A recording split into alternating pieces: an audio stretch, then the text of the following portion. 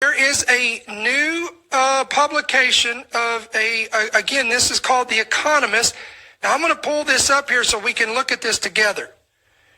You're going to see this on your screen, and I want you to see the visual of this. Now, keep in mind, this is like the crystal ball, if you would, of the elites. This is what they perceive and what they see coming in the year ahead. And they do this every single year.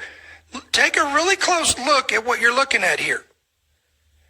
Notice here all of these symbols of war. You've got tanks, you've got rockets, you've got missiles.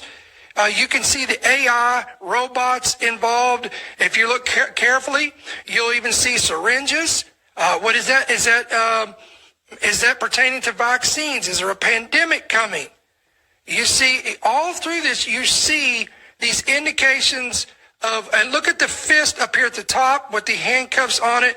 You see all these indicators of civil unrest, distress of nations, wars, rumors of wars, pestilence, plagues, wars, kingdom against kingdom, nation against nation. Look, and if you look at the very center of this, you got the two swords crossing each other. So there's a lot of stuff here that these, again, as we said, these economists and these elites, they all know, they all perceive and they know what is coming ahead, because a lot of this is manipulated in order to bring about a collaborated effort to further their agenda.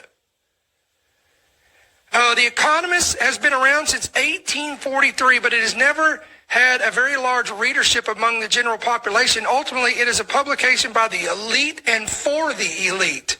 Let me say that again. This publication is typically by the elite and for the elite. According to Wikipedia, it has editorial offices across the planet, but is primarily based in the city of London. Many of the wealthiest families in Europe are among the shareholders of the company. Among them is Sir Evelyn Robert D. Rothschild. You ever heard of the Rothschilds? Was actually the chairman from the early 1970s to the late 1980s. Again, I'll pull this back up here. When you look at this, when you look at the cover of this, there's things that stand out. For example, you see Zelensky is clearly visible in the upper right-hand portion of the cover. You can also see President Xi, you see Vladimir Putin, and you see Benjamin Netanyahu, who appear to be depicted on the left-hand portion of the cover. And just like last year, Donald Trump is right in the center. All this consequently, as this past Monday, Trump refused to rule out any possibility of sending U.S. ground troops into Venezuela. Quote, asked if he would rule out U.S. troops on the ground in Venezuela, Trump replied, no, I don't rule out that. I don't rule out anything. We just have to take care of Venezuela, he added. They dumped hundreds of thousands of people into our country from prisons. According to Michael Snyder, he did a little commentary on this, and he said, if we go to war with Venezuela, a large portion of our military forces will be tied up, and our relations with the rest of the world will greatly suffer. In other words, this could turn into another Vietnam. And Trump is also suggesting that military strikes in Mexico and Colombia could be coming. Also, don't forget, he also hinted at sending military force into Nigeria. President Trump hinted at being open to sending military troops to Mexico and Colombia in order to stop drugs, sending chills across the region. The president made the comments during a recent press conference on Monday as he hosted a meeting with FIFA president and the White House task force on the 2026 World Cup at the Oval Office. Quote, would I launch strikes on Mexico to stop drugs? It's okay with me. Whatever we have to do to stop drugs. Mexico is, look, I looked at Mexico City over the weekend. There's some big problems over there.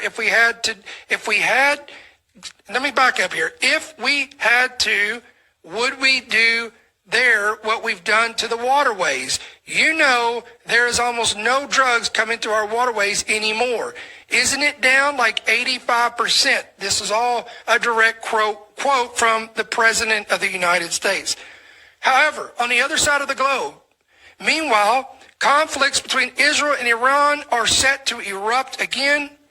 It looks like Ukraine is just going to continue to escalate, and China, no doubt, will be right dab in the middle of this as well.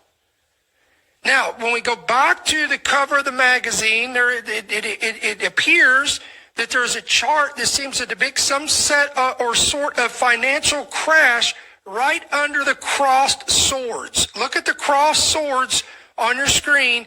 Right under it, it looks as if there's a chart that is indicating some type of financial crash.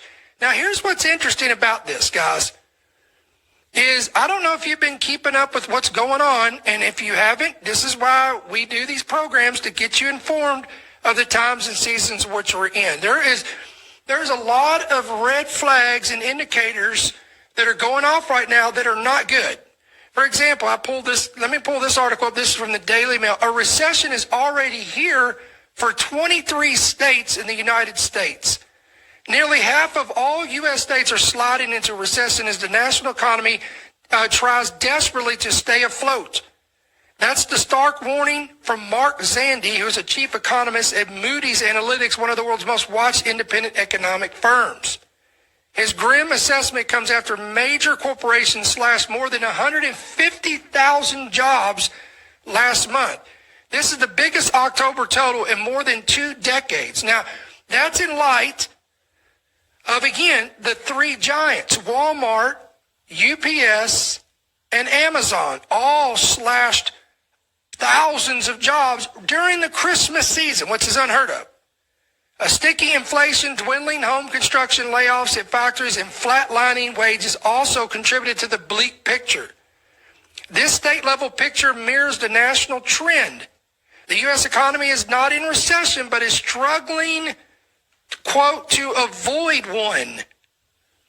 Zandi's team analyzed a raft of data, including household employment, industrial production, retail sales, and building permits, to sort all 50 states into 3 groups: recession or at risk, treading water, and expanding. The results were bleak. 23 states. Let's look at this chart here. Okay. So all of the red, everything that you see on this chart, and again, I apologize for this, guys, on Apple and Spotify. This is one of them occasions where it'd probably be good to come over here and watch the visual of this. But there's a map of the United States, and in the red, you can see that these are already in recession. And of course, my state is in there. The state of Georgia, you got Washington, you got Oregon, you got Montana, you got Wyoming, you got South Dakota, you got Minnesota, you got Iowa, you got Kansas, you got Illinois, you got Michigan, you got Maine, Massachusetts, Maryland, Virginia, Georgia, and Mississippi, all in the red. Those treading water are Nevada, Colorado, New Mexico, California. I think I said that already. California, Nevada, Colorado, New Mexico, Alaska, Montana. Those they're treading water: California, Nevada, Alaska, New Mexico, Colorado, Missouri, Arkansas, Tennessee, Ohio, New York, and Vermont. Those are all treading water.